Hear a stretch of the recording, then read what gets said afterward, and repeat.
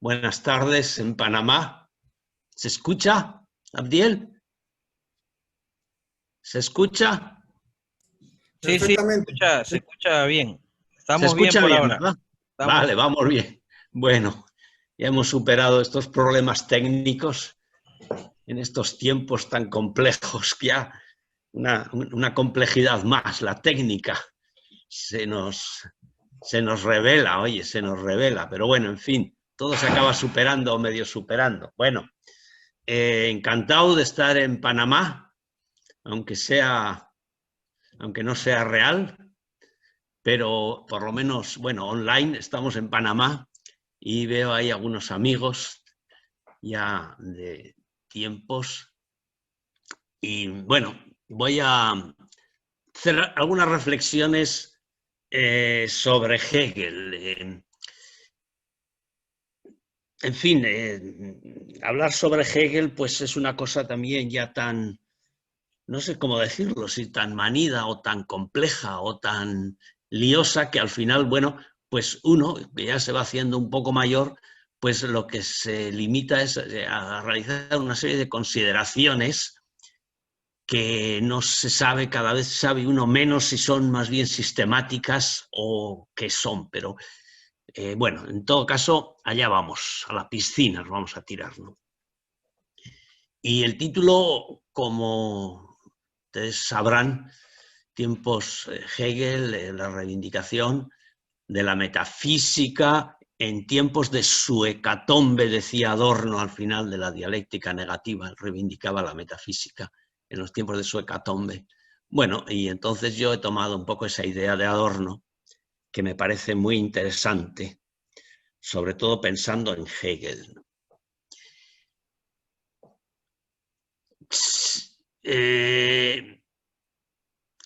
Lo primero que nos sorprende cuando nos acercamos a Hegel es que quizás mucho menos que otros filósofos, a nadie le deja indiferente.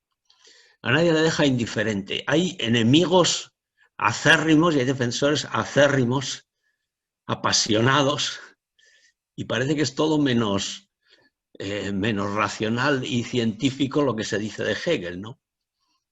Por ejemplo, estoy pensando en uno de los... Bueno, hay muchos enemigos, pero uno, por ejemplo, uno que yo conocí en Múnich era el editor de las obras de Fichte, Reinhard Laut, un gran especialista en la filosofía trascendental, pero él defendía claramente que con la filosofía trascendental, o que la filosofía trascendental era el culmen de la filosofía, y después se cae en el irracionalismo, es decir, ya pasamos de Fichte y entramos en el irracionalismo, especialmente pues con la filosofía especulativa de Schelling y de Hegel, ¿no? Entonces él, que era un gran especialista y que se lo sabía todo del idealismo alemán, por lo menos de la filosofía trascendental, lo defendía claramente, que con Hegel no se puede hacer absolutamente nada. Caemos en el irracionalismo. Y bueno, pues hay también defensores también acérrimos de Hegel. Pues bien, aquí encontramos también, si nos... Entre los defensores encontramos gente de todo tipo, encontramos pues algunos que, en concreto los miembros de la teoría crítica, Adorno, Horkheimer, pensaban pues que hay una línea que va de Kant a Hegel, de Hegel a Marx y de Marx en adelante, ¿no? Y bueno, pues que esa es la línea de la filosofía en general, ¿no? Y bueno, pues yo me he adscrito en general a esa línea, ¿no? Y hay otros que también son muy interesantes, que es la línea francesa, que es la que empezó con Koyev y Hippolyte, que Hippolyte tradujo al francés la fenomenología del espíritu, Koyev dio unas lecciones sobre la fenomenología del espíritu en los años 30, y en esas lecciones estuvieron presentes pues toda la intelectualidad francesa, Sartre, etcétera, y bueno, eso llegó después hasta Foucault, hasta Derrida, etcétera, ¿no? Y esa es otra línea que es distinta, la línea alemana. Y entonces, cuando hablamos de Hegel, pues nos encontramos siempre con distintas líneas en las cuales, pues, yo cada vez tiendo más a pensar que uno tiene que decidir prácticamente, ¿no? Y esa forma de decidir no es siempre filosófica, sino que a veces va mucho en lo que a uno le pide al cuerpo, a veces me gustaría casi decirlo, ¿no? Y es muy complicado, pues, seguir un poco la línea que parte de Hegel, ¿no? Es más fácil, en general, ponernos de acuerdo sobre, digamos, sobre Kant. En general, en la filosofía parece que estamos todos más o menos de acuerdo con que Kant, de algún modo, pues recoge un poco toda la filosofía anterior y pone una base para la filosofía posterior. Pero ¿qué base es esa después? A partir de ahí, parece que ahí ya es muy difícil ponernos de acuerdo, ¿no? Entonces, cuando hablamos de Hegel, pues tenemos siempre, pues, muchas dificultades y uno encuentra siempre gente que está muy interesada en seguir a Hegel y hay gente que no cree para nada que podamos hacer algo en filosofía con Hegel, ¿no? Entonces, esta es una posición de partida que es que es general y que es realmente problemática, diríamos, a la hora de meter el diente a Hegel, ¿no? Uno tiene que decidir por dónde meterle el diente a Hegel. Esa es una primera idea que siempre bueno, pues se halla sobre la mesa cuando uno empieza a hablar de estas cosas, ¿no? No cabe duda que Hegel está ahí y Hegel es considerado, por ejemplo, por autores como Ortega y Gasset, como la madurez de Europa, decía él hablando de Hegel, la madurez de Europa, lo cual no es poca cosa.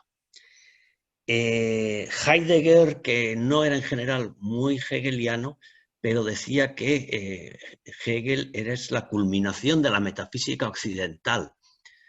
Claro, y estas cosas cuando las dicen pues, unos personajes como estos, como Heidegger o como Ortega y Gasset, sin ninguna duda están diciendo algo que es muy importante y que está diciendo, bueno, Hegel no lo podemos pasar así sin más en la filosofía. Eso es interesante, ¿no? Adorno decía, yo en general, bueno, he tirado bastante en mis reflexiones filosóficas de Adorno, y Adorno decía, hablando de Beethoven, y esta idea, bueno, a mí me parece muy interesante de Adorno, dice, hablando de Beethoven, Beethoven no es un músico más, Beethoven es toda la música. Es decir, como si Beethoven hubiera hecho la digestión de toda la música anterior y ya no podemos volver atrás, tal cual. Es decir, siempre podemos escuchar a Bach y demás, pero es como si ya no pudiéramos escucharlo sin saber qué ha pasado. Ya Beethoven por ahí ha hecho la digestión de toda esa música, ¿no? O sea que prácticamente Beethoven pone las bases sobre las cuales va a seguir funcionando la música. Y siguiendo ese símil, yo a veces he pensado que lo mismo vale para Hegel. Hegel no es un filósofo más, sino que es toda la filosofía de algún modo.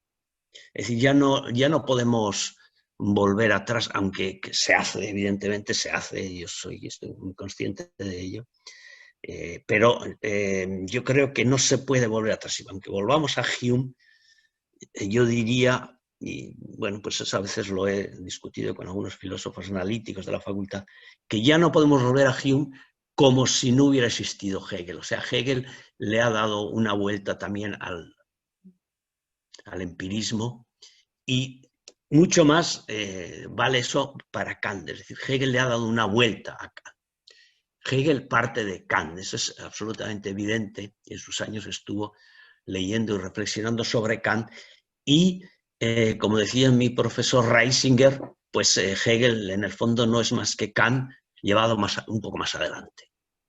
Bueno, evidentemente esto yo creo que es algo más que llevado un poco más adelante, porque ya no estamos en la filosofía trascendental, estamos en otra filosofía, que es la filosofía especulativa, que llama, que es el nombre que se le da a la filosofía hegeliana en general. Y yo creo que en el fondo ahí están las decisiones fundamentales, que llegar a Marx es imposible sin pasar por Hegel. Eso es también evidente. Eso es muy evidente. Entre los malentendidos o los... Bueno, con Hegel pues hay muchísimos, y por ello en los años 60 decía Gadamer que tenemos que volver a Hegel buchstabieren, deletrear a Hegel. Tenemos que volver a leer la letra de Hegel, porque se han dicho tantas cosas sobre Hegel que al final nadie sabe exactamente qué dice Hegel, ¿no? Con eso comenzó todo un nuevo ciclo en Alemania de las obras, la obra completa y crítica de Hegel. Antes había ciertos líos con la datación de algunos escritos, sobre todo la primera parte, la parte de Jena, y a partir de estos años, con un trabajo muy, bueno, pues muy filológico y muy profundo de autores como Kimmerle y otros, pues se ha datado perfectamente toda la línea de escritos de Hegel, y hoy en día pues hay una edición crítica en alemán, y a partir de ella es desde donde se ha ido elaborando un Hegel que es el Hegel alemán. Aquí estamos, volvemos otra vez a lo mismo, hay un Hegel alemán, hay un Hegel también francés, podríamos decir casi, ¿no? Pero bueno, aquí entramos en cosas bastante complejas y bastante poco, bueno, no fáciles de seguir, ¿no?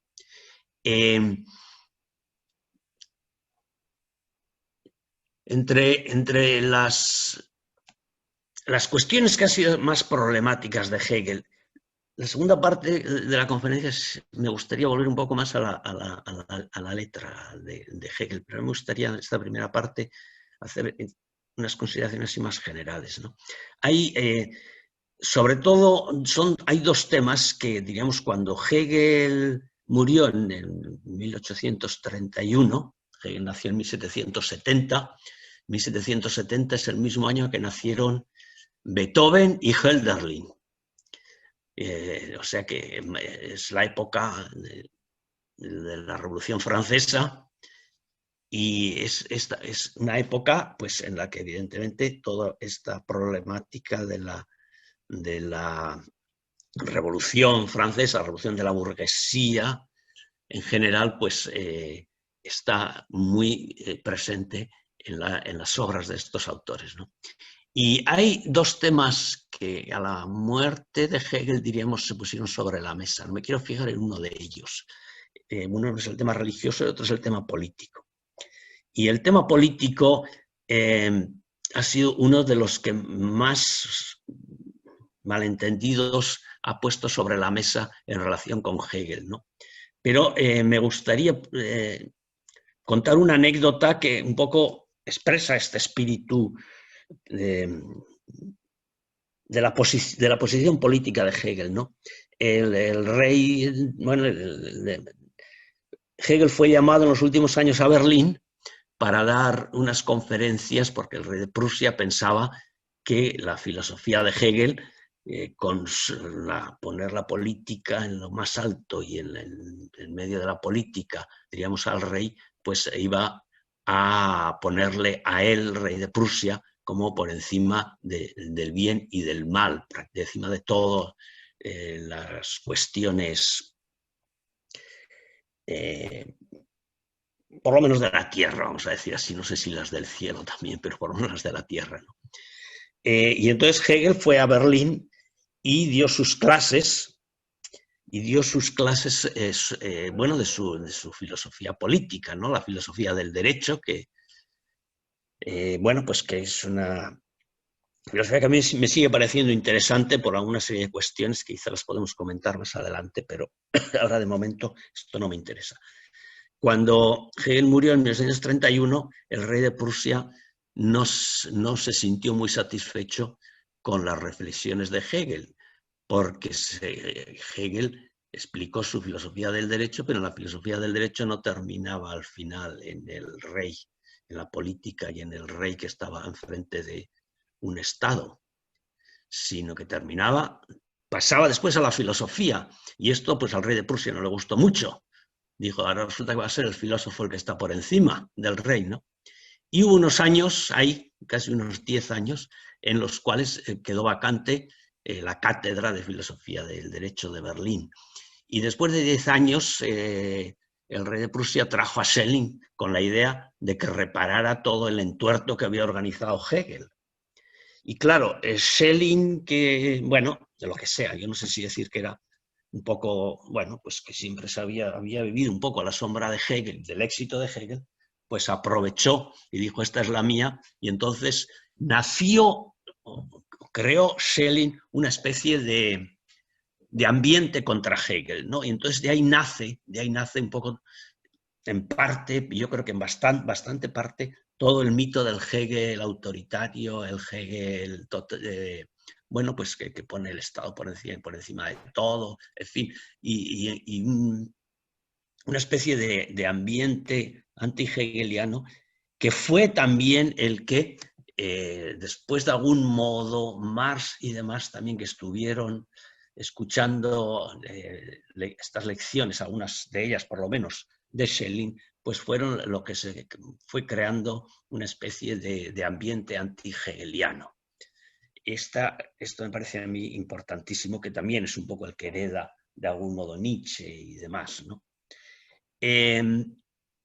Esto ocurría en el siglo XIX y al comienzo del siglo XX yo entiendo que van a cambiar en toda Europa un poco las claves culturales en general, va a cambiar nace el psicoanálisis un poco para cambiar un poco la clave de la psicología.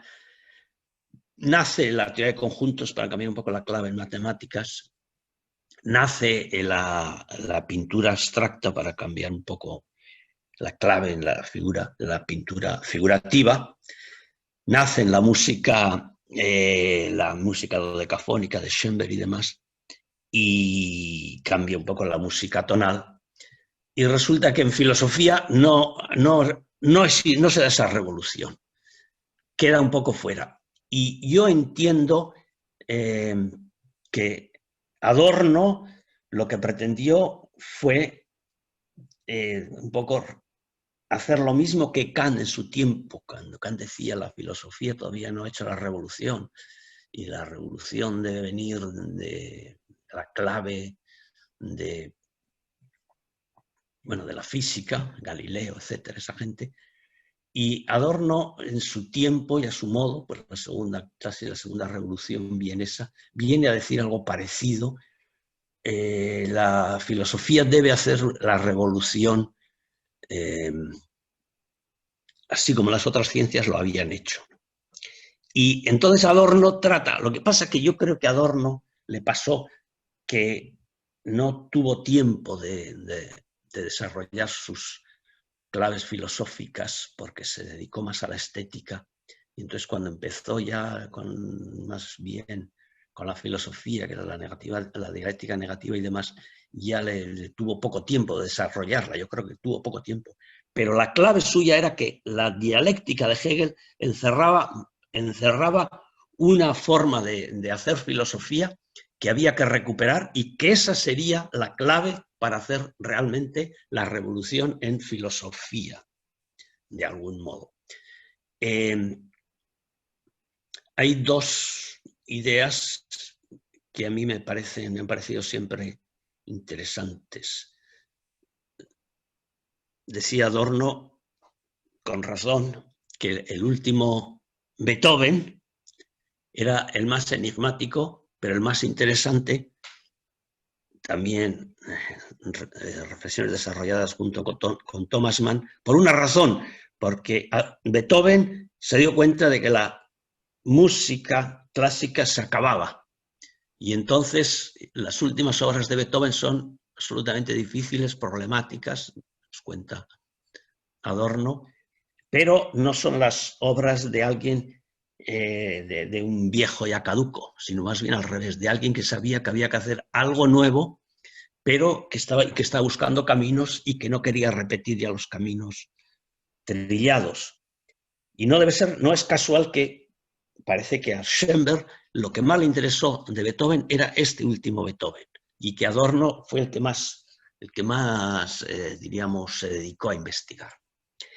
Esto es para una idea muy paralela a la idea de que, bueno, yo no la he visto demasiado, pero a mí me lo parece, que el último Hegel, el Hegel ya, que una vez había escrito ya el sistema perfecto, después diremos quizás algo más, un poco más sobre el sistema perfecto con sus 3 partes, que no tuvo tiempo de desarrollarlas todas, pero la lógica, la filosofía de la ciencia, la filosofía del espíritu, cada una con sus 3 partes, como una obra perfecta, como una sonata o una sinfonía perfecta de Beethoven.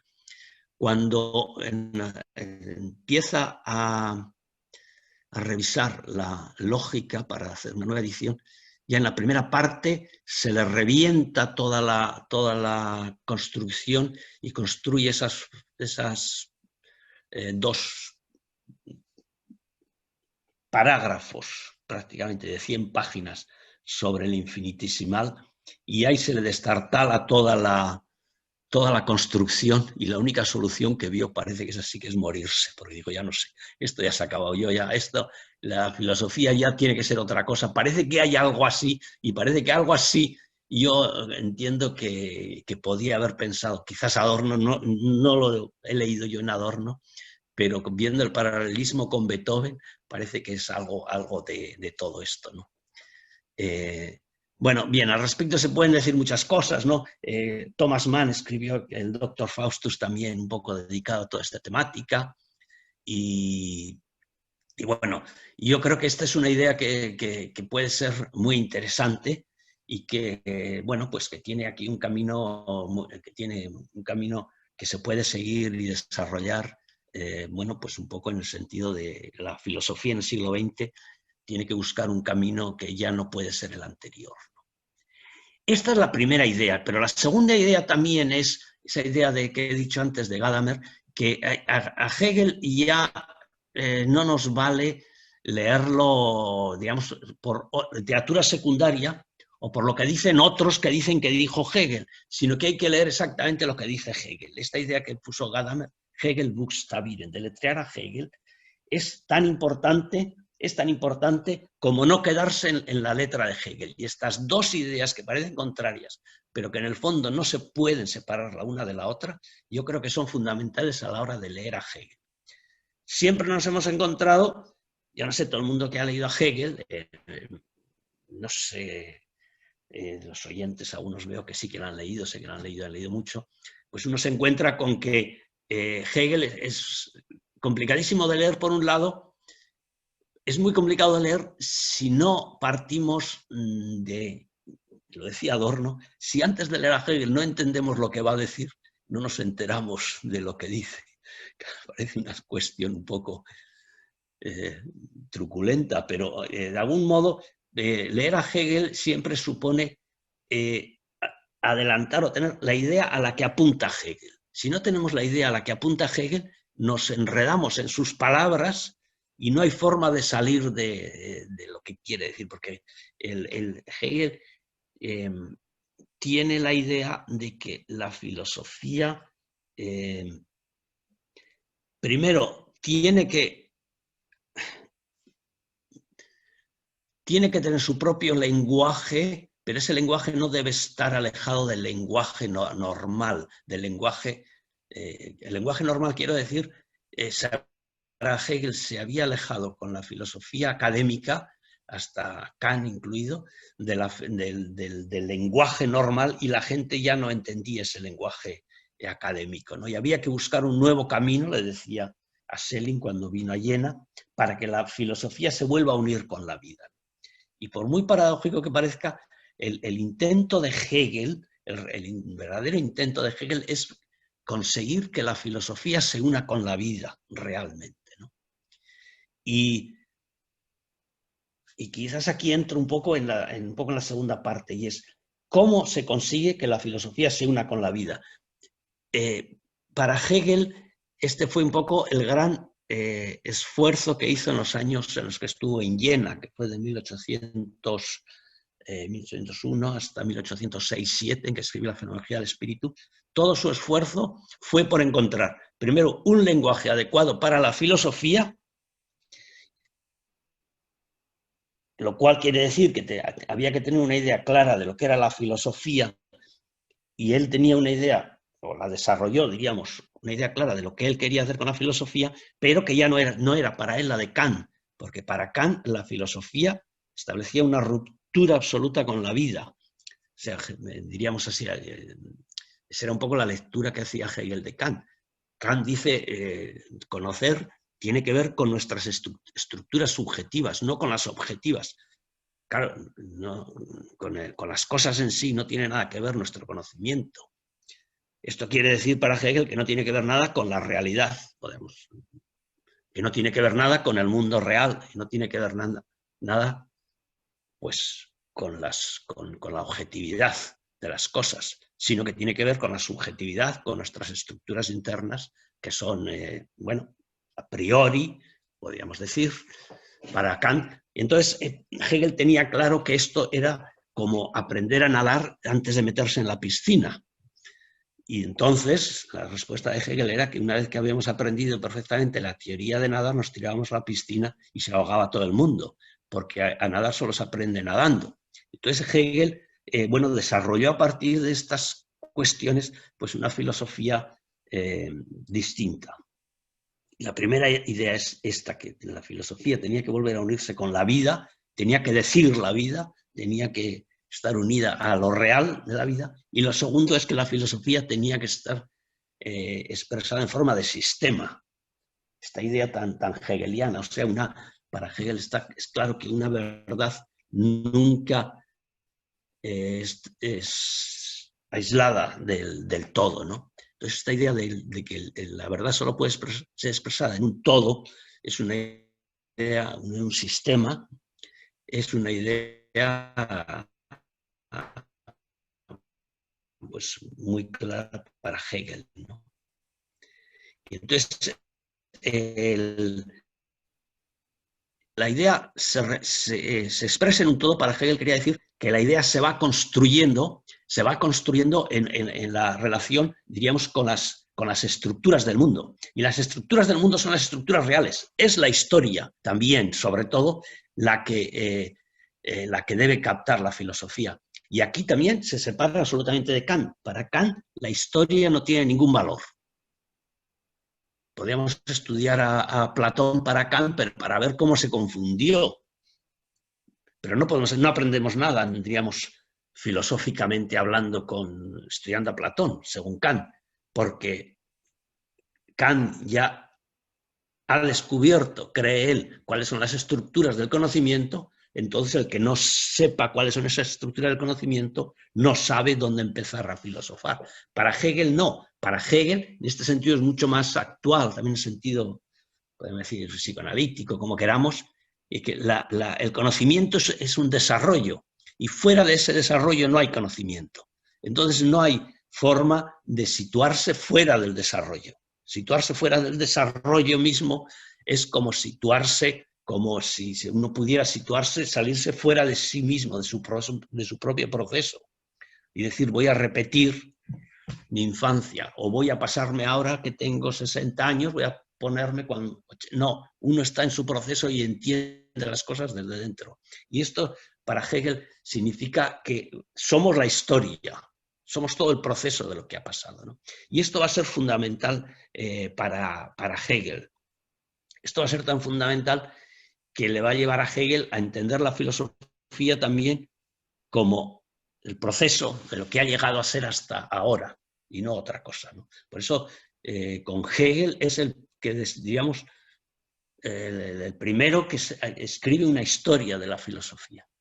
Una historia de la filosofía y una historia en general, pero quizás viendo un poco más en concreto la historia de la filosofía y una historia universal también, pero bueno, en la cual, si vemos en concreto la historia de la filosofía, Hegel hace dos reflexiones. La primera, la historia de la filosofía es el proceso de todo lo que ha pasado hasta ahora. Es lo que ha pasado realmente, es decir, la historia concreta, la historia empírica, lo que ha ocurrido. Pero segunda idea, esa historia de la filosofía no es exactamente lo mismo que la filosofía de la historia. La filosofía de la historia sería el hilo rojo que va uniendo todas las reflexiones que pasan de un sitio a otro, ¿no? Y aunque Hegel, en la medida que fue evolucionando, se dio cuenta de que ese hilo rojo era muy problemático de definir siempre y en todos los casos, podríamos decir, entonces, ¿por qué Aristóteles era tan gran filósofo? Y resulta que los filósofos posteriores caen mucho más atrás que Aristóteles. No tendría ningún sentido. Tiene un sentido para la historia empírica, pero para la filosofía y la historia esto no tiene ningún sentido, porque tendríamos que decir, si el hilo va tirando hacia adelante, lo que vendría después tendría que ser siempre, vamos a decir así, mejor que lo anterior, y no siempre ocurre esto. Y Hegel dice, no, evidentemente, empíricamente esto es así, pero no podemos renunciar, la filosofía no puede renunciar a intentar entender y creer de algún modo en ese hilo rojo. Si renunciamos a eso, renunciamos a entender la filosofía. Esta es un poco la idea de Hegel. O sea, la filosofía siempre tiene que ser el esfuerzo de entender y no solo hacer historia empírica de lo que ha ocurrido, sino entender por qué ocurren las cosas como ocurren. Esta es una idea que es muy de Hegel y que separa, diríamos, también a Hegel de todos los anteriores, ¿no? Si nos fijamos un poco en la estructura, claro, es evidente, cuando miramos Hegel en su globalidad, la primera idea que encontramos es que hay una fenomenología del espíritu y luego hay un sistema. Esa es la primera gran diferencia, y que no cuadran en muchas cosas. En muchas cosas, el mismo Hegel se dio cuenta de ello y bueno, pues pasó muchos años de su vida renunciando a volver a sobre la fenomenología y hacer una segunda edición y volver a repensar las ideas de la fenomenología, a pesar de que muchas veces se lo repitieron, que después de escribir el sistema, que no cuadraba muy bien con la fenomenología, pues debería repensar la fenomenología, pero yo creo que él mismo se daba cuenta de que eso ya casi era, nunca volvió a la fenomenología, diríamos, a darle otra vuelta, sino que la dejó tal como estaba, ¿no? Y lo sorprendente es, claro, que nos encontramos como decíamos antes, que la línea francesa ha cogido la fenomenología y se ha olvidado del sistema. Se ha olvidado, no lo han considerado por lo que sea, ¿no? Hippolyte y Koyev, Hippolyte tradujo la fenomenología y Koyev hizo unas lecciones, hemos dicho en los años 30, y a partir de ahí los franceses han desarrollado un Hegel que es muy suyo, que es bastante distinto que el alemán, ¿no?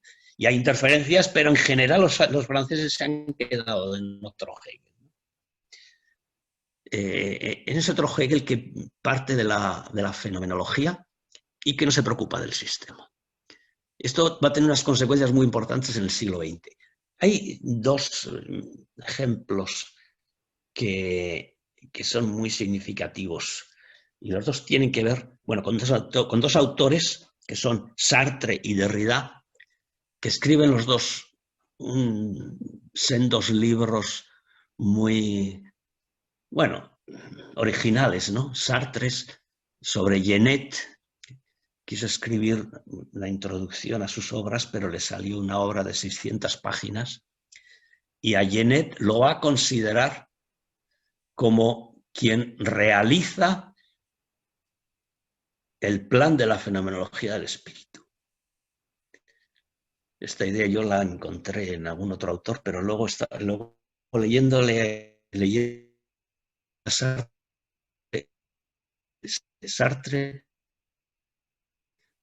sobre la vida de Genet, que era un maldito, un escritor maldito, pero Sartre lo va poniendo en un paralelismo con la forma de la fenomenología del espíritu, y para Sartre es Genet realmente el que realiza el plan de la fenomenología del espíritu.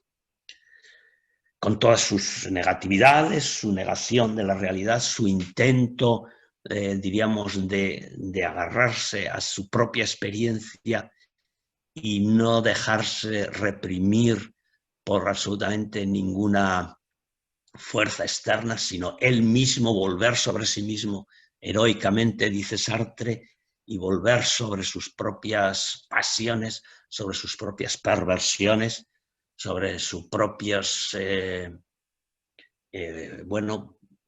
impulsos más primarios al suicidio y a la pederastia y a todo eso, y entonces sobre todo ello Sartre va montando un Genet, que a Genet no le gustó nada, por cierto, y lo mandó a la mierda a Sartre. Le digo, pero qué mierda has escrito aquí, pero bueno, ahí está el libro, ¿no?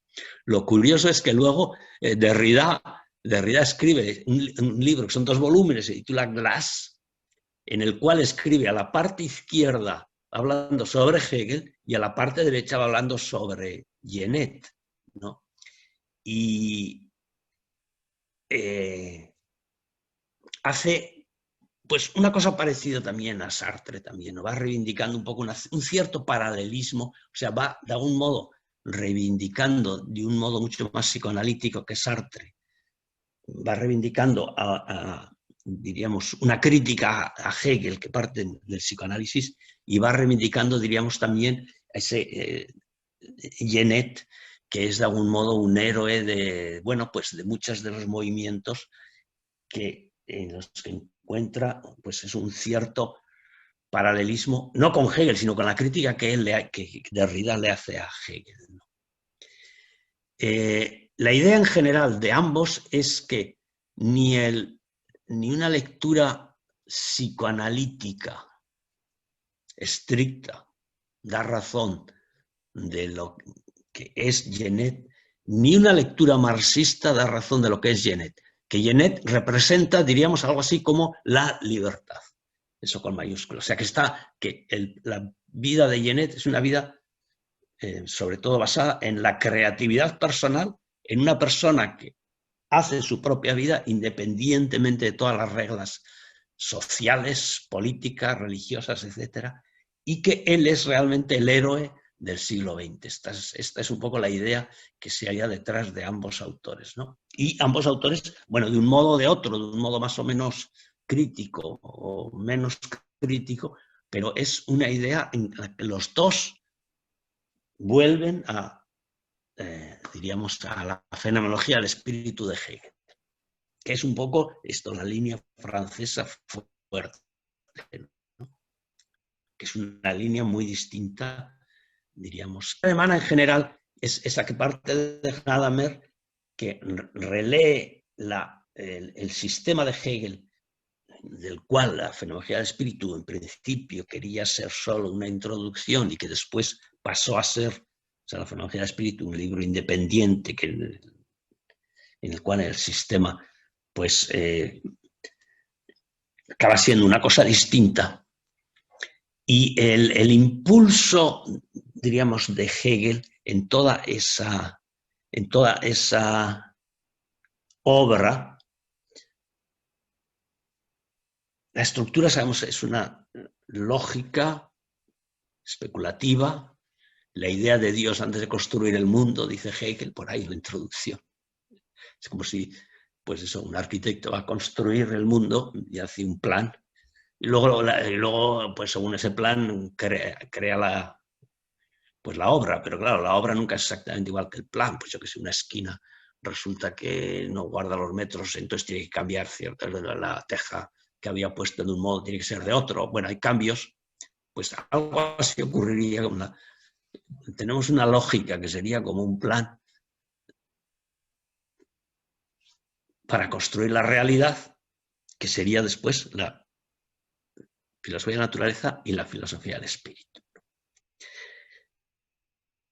Claro, aquí la idea fundamental es, y la que más problemática es, bueno, si esto es así, lógica, filosofía de la naturaleza, filosofía del espíritu, como luego Hegel hace en su enciclopedia, cómo se conjugan los tres campos, ¿no? ¿Qué tiene que ver la lógica anterior a la realidad con la realidad, es decir, con la naturaleza y con el espíritu? ¿Qué hace la naturaleza? ¿Repite las leyes del espíritu? ¿O es algo nuevo? No es algo absolutamente nuevo, porque no lo puede ser, porque sus bases están en la lógica, pero ¿qué es lo nuevo, no? Y entonces, bueno, pues aquí encontramos también todo tipo de especulaciones, ¿no? Desde Koyev, que decía que eso de la filosofía de la naturaleza es un galimatías de Hegel, que no hay quien lo entienda, pues hasta quien... Y de hecho Hegel la filosofía de la naturaleza no la desarrolló nunca, solo la dejó en forma de sistema, nunca llegó, a pesar de que él dice que intentó reformularlo multitud de veces, pero nunca llegó a una formulación desarrollada, ¿no? La enciclopedia es siempre un esquema, diríamos, que él usaba para sus clases, pero no lo desarrolló como desarrolló la lógica en la primera parte, o como desarrolló la filosofía del derecho en la tercera parte de la cultura del Geist, de lo que él llama el Geist, ¿no? Y una cuestión muy problemática también es qué relación tiene la naturaleza con la cultura, ¿no? Cómo se relacionan, ¿no? O sea, Hegel entiende que hay la misma lógica, no hay dos lógicas, hay una, pero en el fondo entonces, ¿qué está ocurriendo realmente? ¿Qué hace la cultura? ¿Repite un poco lo que ya se hallaba anteriormente en la naturaleza y anteriormente en la lógica? ¿O cómo se come todo esto, ¿no? Hegel, al final de la enciclopedia, puso un parágrafo de Aristóteles. Uno de los parágrafos de Aristóteles en el cual, bueno, entre otras cuestiones, apunta a que el concepto de energía de Aristóteles es, diríamos, el concepto más elevado que ha producido la filosofía hasta él. O sea que la energía de Aristóteles es, en el fondo, su idea de lo que es la idea absoluta, lo que es la filosofía, ¿no? Y Aristóteles, que hasta que llegó Hegel había sido un autor más bien poco tratado, también en esta, diríamos, línea de reivindicar la filosofía como historia, pues Hegel aquí reivindica también la filosofía griega y sobre todo la filosofía de Aristóteles con, bueno, pues ese concepto de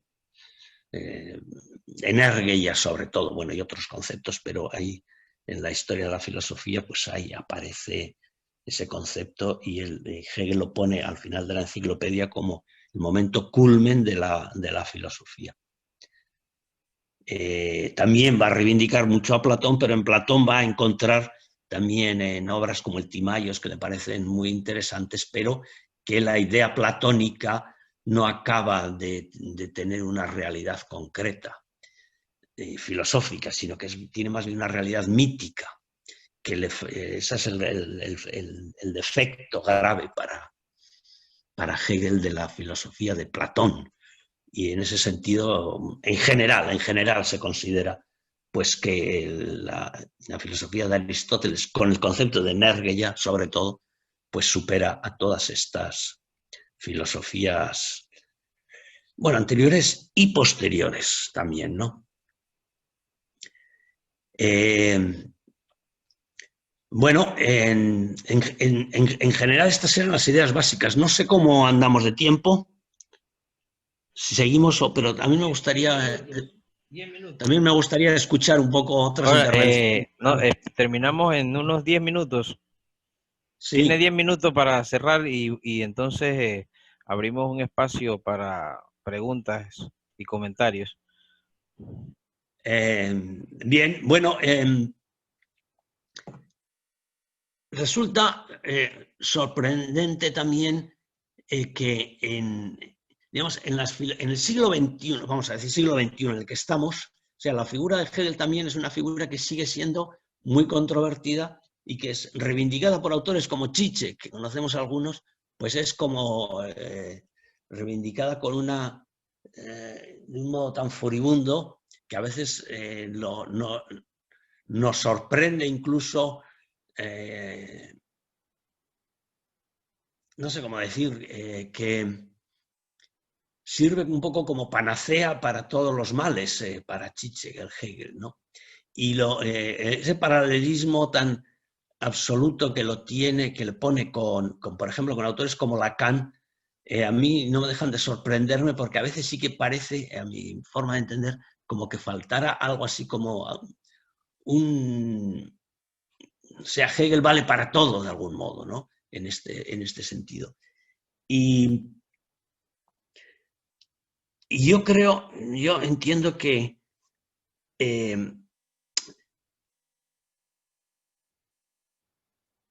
hay un salto bastante importante desde Hegel a ciertos autores, ¿no? Del siglo XXI, ¿no? Por ejemplo, o sea, resulta, yo no sabría cómo expresarlo digamos, de un modo muy concreto, pero, por ejemplo, autores como a Foucault, por ejemplo, a mí me resulta muy interesante. Foucault, cuando entró en la academia, en la primera lección que dio, él reivindicó fundamentalmente, al autor que más reivindica es al autor, a Hegel, y lo reivindica, digamos, pero como un autor que ha sido ya digerido por Hippolyte, en concreto, y por Koyev, pero sobre todo por Hippolyte, ¿no? Y Hippolyte es un autor que trabajó bastante con Lacan también, ¿no? Y nos hacen un Hegel también bastante sui generis, ¿no? En la estrategia de Foucault, por ejemplo, es Hegel es el punto de partida, pero, digamos, Hippolyte nos ha ayudado a hacer la digestión de Hegel y ahora partimos de Hippolyte. Y entonces nos entrega un poco un Hegel también hacia el psicoanálisis, hacia las matemáticas, hacia Lacan, porque Hippolyte trabajó también bastante con Lacan, y es una línea que se encuentra, bueno, pues a veces muy fácilmente con estas posiciones de Zizek y demás, ¿no?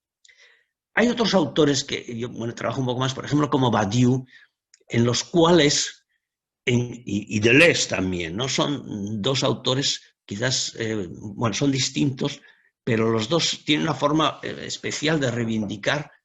Bueno, Deleuze se consideraba anti-hegeliano, pero si uno tiene la impresión de que es bastante más hegeliano que lo que él dice que es, ¿no? Y hay, bueno, una de las razones por las que yo creo que es bastante más hegeliano que lo que él dice que es porque Deleuze reivindica a Spinoza, y Spinoza es un autor que de algún modo se halla muy cerca de Hegel. De hecho, es el autor del que van a echar mano los filósofos especulativos, digamos, para contraponer o contrarrestar el influjo de la filosofía kantiana, de la filosofía, bueno, de este estilo, ¿no? Y Hegel está muy cerca de Spinoza, incluso yo creo que se considera entre los autores, aparte de Aristóteles, como he dicho antes, quizás el más cercano se siente es Spinoza.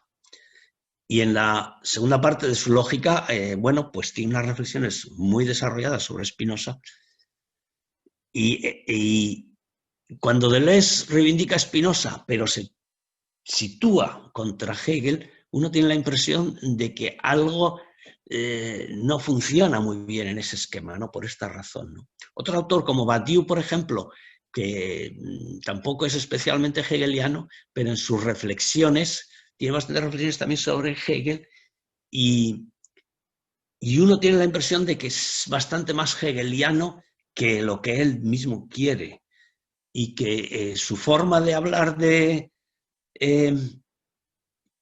de su propia filosofía, tiene mucha deuda bueno, en general con la filosofía hegeliana, ¿no? Con la filosofía hegeliana. O sea, yo creo en general, ¿no? Y así como un poco por resumir, que Hegel es un autor que no nos lo podemos saltar por mucho que queramos, y aunque, por ejemplo,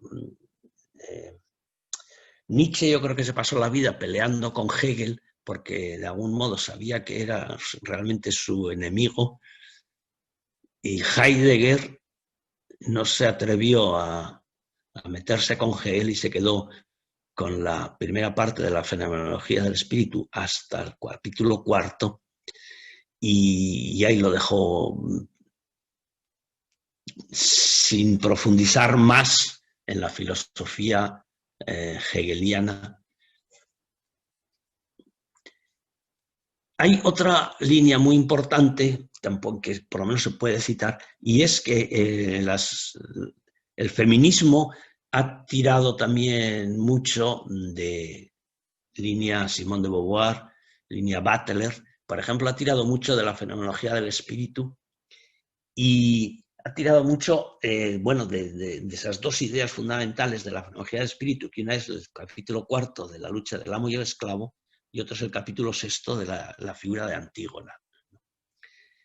Y en esas dos figuras va a encontrar un feminismo, por lo menos,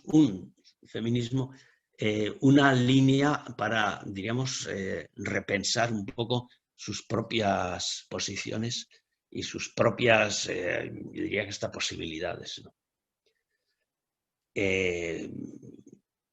Por lo menos en reflexión con Hegel. No voy a decir yo aceptando las posiciones de Hegel, porque, bueno, pues es bastante problemático también muchas veces la forma en que Hegel reivindica, por ejemplo, la figura de Antígona. La figura de Antígona para Hegel queda un poco, no queda absolutamente equilibrada con la de Creonte, sino que siempre queda,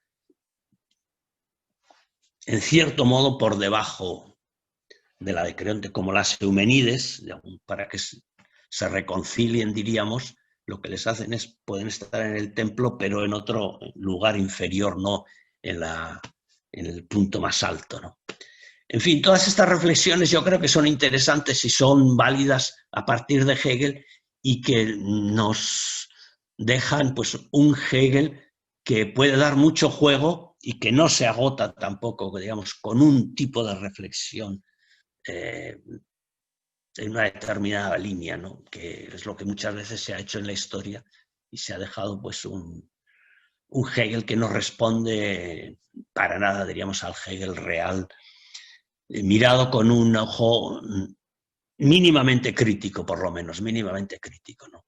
Estas perspectivas son perspectivas que se abren con Hegel y que yo creo que no se han cerrado del todo. Yo creo que no se han cerrado del todo. Es muy interesante también, al final, ya para cerrar, pues que en filosofía hay una línea que cree que Hegel no nos sirve para nada, que ya lo está superado, que no debemos enfrentarnos con él, y hay otra línea que cree que todavía no hemos llegado a Hegel, que Hegel está por venir, ¿no? Lo cual también resulta sorprendente, porque uno dice, bueno, a ver, ¿y esto cómo se come, no? Parece que es mucho más fácil con Kant decir, bueno, Kant está ahí, evidentemente es la reflexión, también para los analíticos, incluso pues para unos y para otros, bueno, con sus posiciones, pero con Hegel vamos a ver en qué quedamos. O Hegel ya está totalmente de pasé, es algo que ha quedado para el pasado y que ya no nos sirve para nada, o es alguien al que todavía no hemos llegado. Pues en filosofía vamos a encontrar siempre filósofos, por decirlo así, que defienden una posición o la otra, ¿no? Y entonces, claro, esas cosas descolocan bastante, sobre todo, pues al que se enfrenta con Hegel, ¿no? Y en forma definitiva yo creo que con Hegel realmente lo que vale, realmente lo que se debe hacer es leerlo, y a partir de ahí desarrollar cada uno sus propias posiciones, a partir de Hegel, ¿no? Y no a partir de literatura secundaria, ¿no? Esta fue un poco la idea de Gadamer, que con Hegel se han dicho ya demasiadas locuras, entonces volvamos a ver qué dice Hegel y a partir de ahí, pues que cada uno desarrolle después, diríamos, posiciones propias o como quiera.